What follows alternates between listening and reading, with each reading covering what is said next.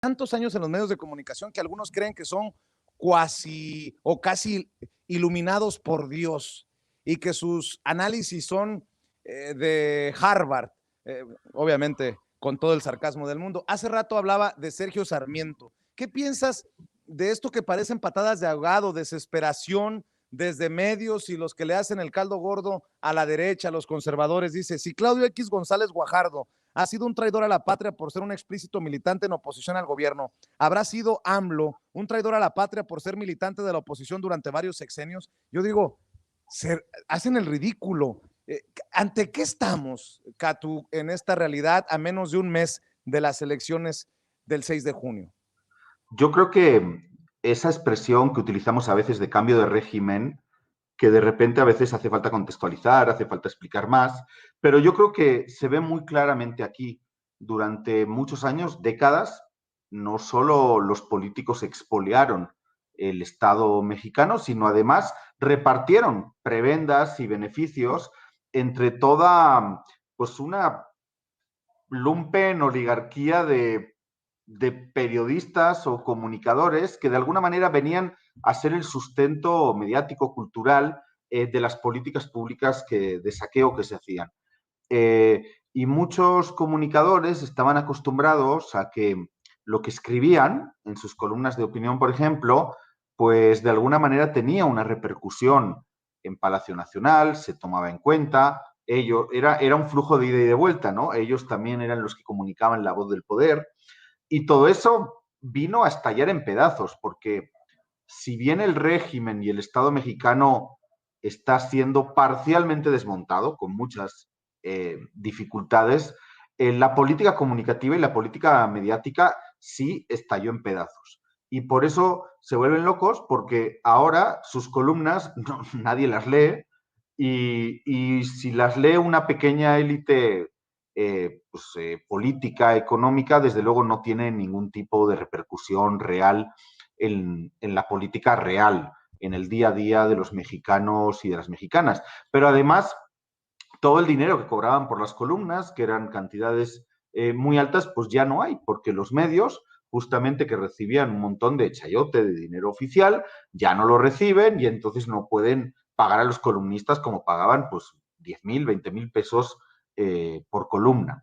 Y eso hace que, y además, pues entran en escena otras formas de comunicar, no solo por las redes sociales, ¿no? O sea, ahí estáis tú y otro montón de compañeros, de compañeras en youtubers, ¿no? Comunicando de una forma distinta a lo tradicional o en un canal distinto a los tradicionales, y eso hace que obviamente ya no hay un canal único, ya no hay una, dos, tres voces que se escuchan, sino hay una especie de pues, constelación, ecosistema de muchas voces opinando tanto en medios tradicionales como en medios alternativos o en plataformas como esta, como YouTube, donde emites. A mí me sorprende realmente porque tienes, ahora te escuchaba al inicio, 1 millón de seguidores en un canal, 2 millones en otro, y eso es algo que muy pocos comunicadores pueden presumir. Entonces, la información se ha ido dispersando,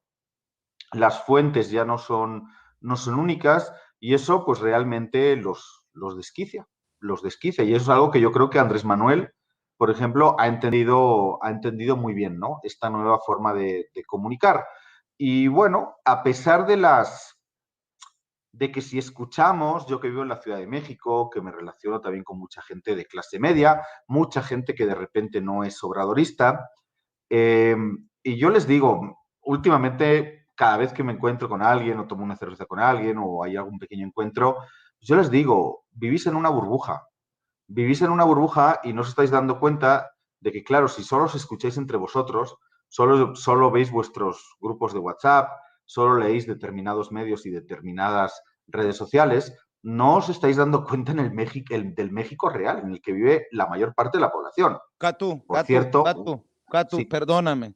Puedo tener 1 millón en 1 millón de seguidores en un canal y 2 millones en otro, pero no escribo en el periódico Reforma. Y yo Uh-huh. pregunto si la burbuja en la que viven ellos no será al revés. Obviamente, nótese mi sarcasmo, Catu. Te estoy diciendo esto porque los que publican en los grandes medios, en los grandes periódicos, en la prensa tradicional, como Denise Dresser, piensa que tú y yo somos, como dirían en aquellos sketches de Roberto Gómez Bolaños, la gente dice que tú y yo estamos locos, Lucas. Fíjate, dice Denise Dresser, y ayúdame a entender, porque esto es importante, porque la gente se puede confundir y la gente puede creer que en efecto los que estamos locos somos la mayoría y los que vemos al México y los que conocemos al México profundo y al México de abajo. Dice Denise Dresser, AMLO luce descolocado y frustrado, perdió la superioridad moral bajo los escombros de la línea 12 y llama a su columna temporada de tlayudas. Nos faltan 26 vidas sesgadas que se suman a una larga lista de ausentes, hijos, hermanas, padres que se subieron a la línea 12 del metro y no volvieron a casa. Alguien se quedó esperándolos como quienes aguardaban el retorno de los 43 de Ayotzinapa y los 49 de la guardería BC y los 85,000 desaparecidos. Familias partidas por un rayo al enterarse que no sería así, cargando para siempre con el dolor de las ausencias injustas por impuestas, tragedias con responsables por acción u omisión o negligencia o corrupción, tragedias con víctimas y victimarios, tragedias de Estado, pero no para López Obrador, presidente de la hermana República de la Negación, donde no importa el dolor de los demás, sino solo la incomodidad mediática para sí mismo, donde AMLO prefiere acusar injerencia extranjera antes que asumir responsabilidad política, no busca empatizar, pretende distraer. Para el primer narcisista de la nación, así lo llama esta mujer, Denise Dresser, que cada vez me parece más esquizofrénica. Para el primer narcisista de la nación no es temporada de tragedias, sino temporada de tlayudas, las que comió en Oaxaca mientras no visitaba Tláhuac.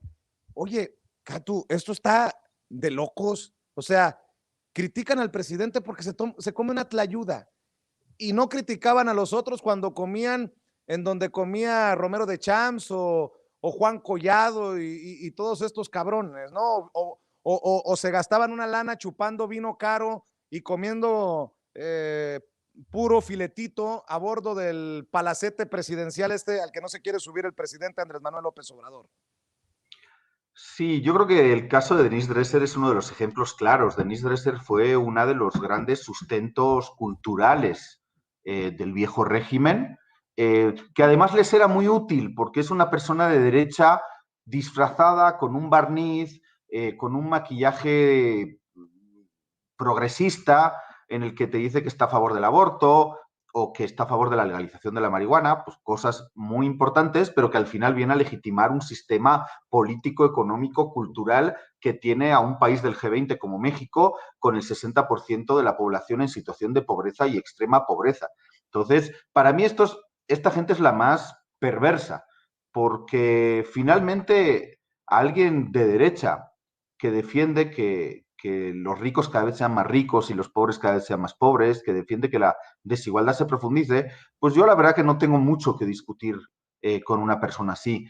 Pero esta gente que de alguna manera tiene este barniz progresista, pero sirve para impulsar, para legitimar a la derecha, para legitimar políticas contra las mayorías sociales, pues me parece muy peligrosa. Pero en el caso de Denise creo que justo le sucede eso, que si bien antes sentía que lo que decía pues tomaba relevancia y de alguna manera incidía en la política pública y en los pasillos políticos de este país, actualmente pues no, nadie le hace caso y no logra incidir en la cuarta transformación. Y va a ser, yo le ponía, cuando mencionaba eso, yo le digo, muy divertido leer tu análisis el 7 de junio, ¿no?